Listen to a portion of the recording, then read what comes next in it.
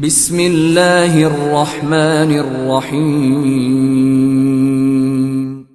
In the name of Allah, the Beneficent, the Merciful.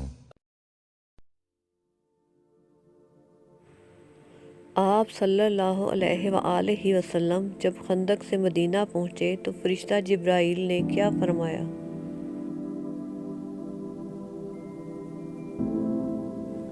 آپ صلی اللہ علیہ وآلہ وسلم ام سلمہ کے گھر غسل فرما رہے تھے. اچانک جبرائیل صحابی وحیہ کلبی کی صورت میں آئے اور بولے اللہ کا حکم ہے کہ آپ بنو قریظہ پر حملہ کریں.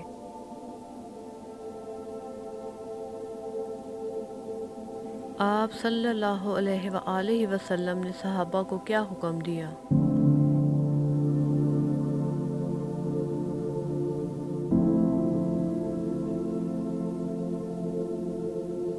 آپ صلی اللہ علیہ وآلہ وسلم نے صحابہ کرام کو حکم دیا کہ وہ عصر کی نماز بنو قریظہ ہی میں پڑھیں.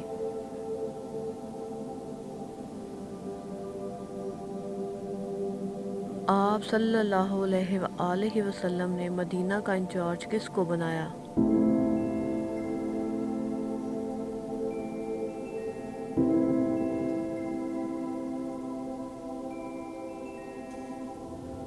مدینہ کا انچارج حضرت ابن مکتوم رضی اللہ تعالی عنہ کو بنایا گیا.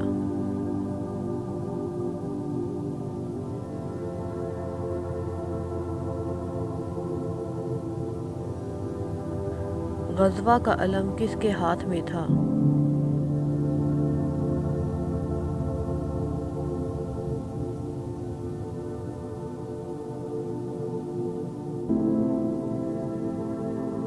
غزوہ کا علم حضرت علی کے ہاتھ میں تھا.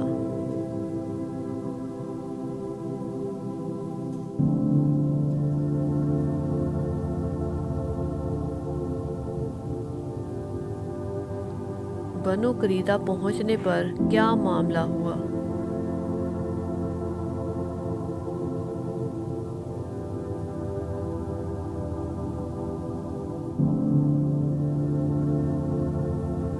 وہاں کے لوگوں نے اپنے آپ کو قلعہ بند کر لیا. مسلمانوں نے ان کے قلعے کا محاصرہ کر لیا جو 25 دن تک جاری رہا.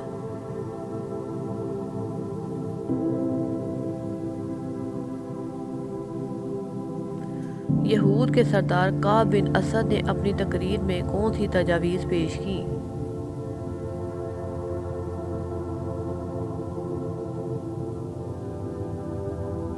یا تو تم اسلام قبول کر لو اور اس طرح سے اپنی جان مال اور بچوں کو محفوظ کر لو. 2.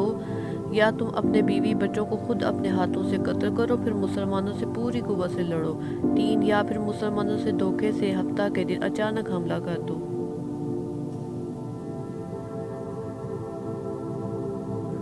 بنو قریظہ قوم نے سردار کی ان تجاویز کا کیا جواب دیا؟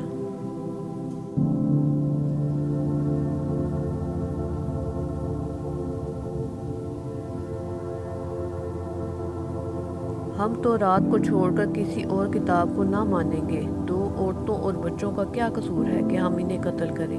3. ہفتے کو حملہ کرنا ہمارے مذہب کے خلاف ہے.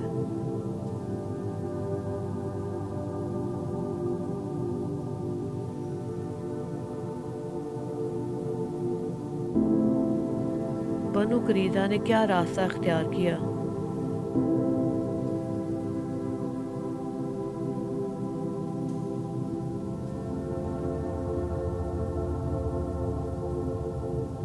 انہوں نے آپ صلی اللہ علیہ وآلہ وسلم کی اجازت سے حضرت ابو لبابہ سے مشورہ کیا اور ہتھیار ڈال دیے.